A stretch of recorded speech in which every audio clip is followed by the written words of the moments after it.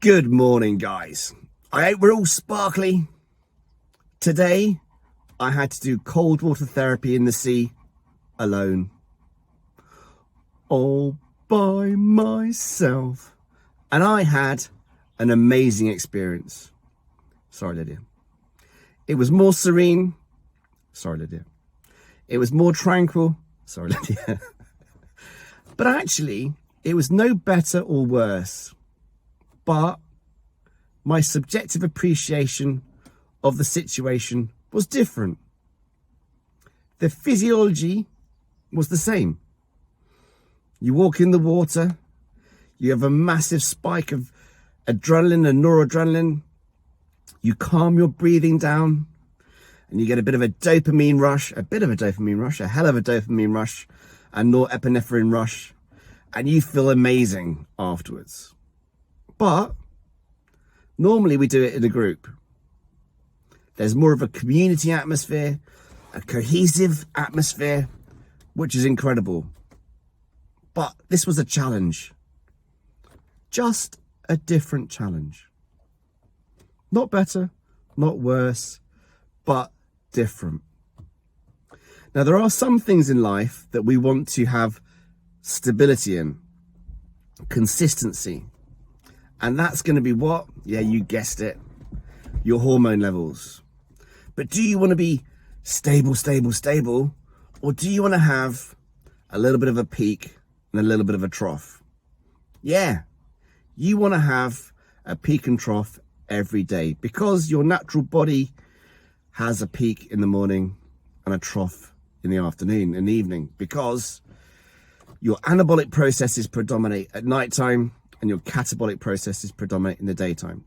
You are not supposed to be stable all the time. Because if consciousness is what? Yes, it's the subjective appreciation of subtle changes in physiology. You're supposed to be doing different things at different times of the day. You're supposed to wake up with high testosterone, high cortisol, to go do what? Yeah, be active, to go earn your reward, which should be food and hopefully a bit of nookie at the end of the day. So, when we think about testosterone replacement therapy, the most effective way of doing that is microdosing daily testosterone, cypionate and HCG. Test SIP because it's well tolerated sub-Q and which leads to less aromatization of testosterone to estrogen and less of a spike. Yeah, we need a little bit of a spike, but not much of a spike. And the HCG because testosterone monotherapy suppresses LH and FSH release from the pituitary.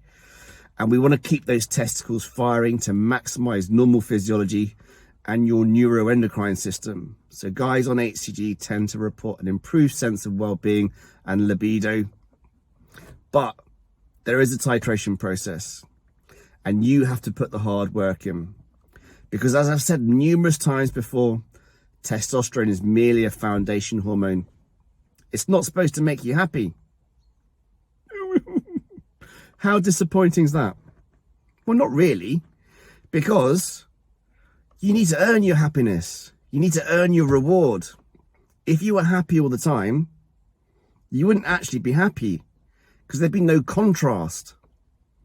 So testosterone gives you the drive, the determination, the motivation to get up and earn that serotonin and earn that dopamine.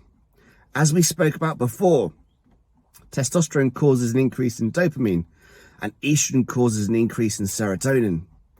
Dopamine is more of a stimulatory hormone and serotonin more of a calming hormone. We associate dopamine with reward and serotonin with happiness. So surely we should just whack around the testosterone dose. You know, use an ineffective treatment modality such as transscrotal testosterone cream.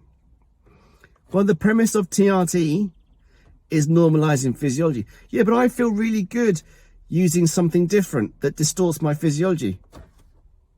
Okay. So fundamentally, we need to go back to basics, don't we? You've likely got yourself in this position because you've done stupid things, dysregulated your physiology, and you're looking to medication to fix you. You fix yourself.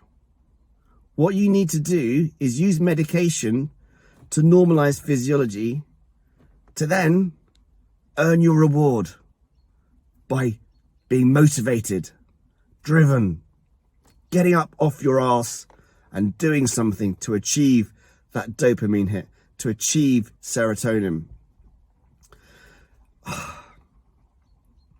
Most people that struggle on TRT, it's not really because they're not dialed in. Now, there is a titration process because your biology is different to my biology, but there is obviously a reference range where we like guys because normal physiology is normal physiology, and dysregulated physiology will raise your blood pressure, hematocrit, and dysregulate your lipid profile and make you a bit of a moron.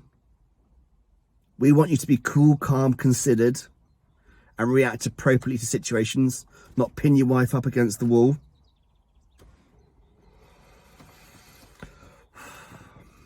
So, healthy hormone levels allow normal physiology.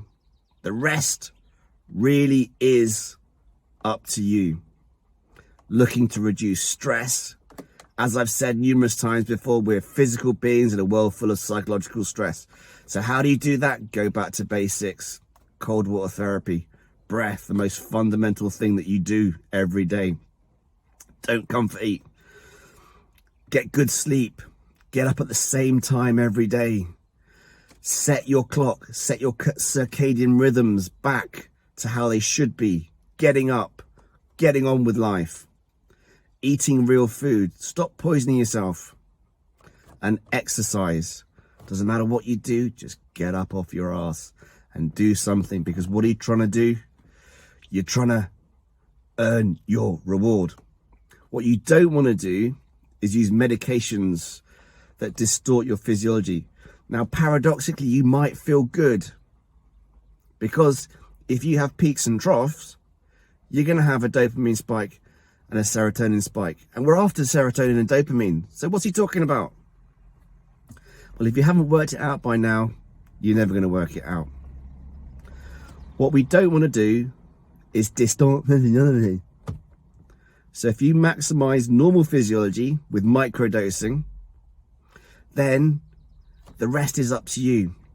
And you will get actual satisfaction, an actual reward, and this will work for you, not against you.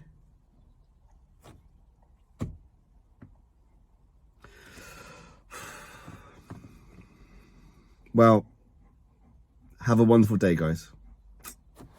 And what? Earn your reward.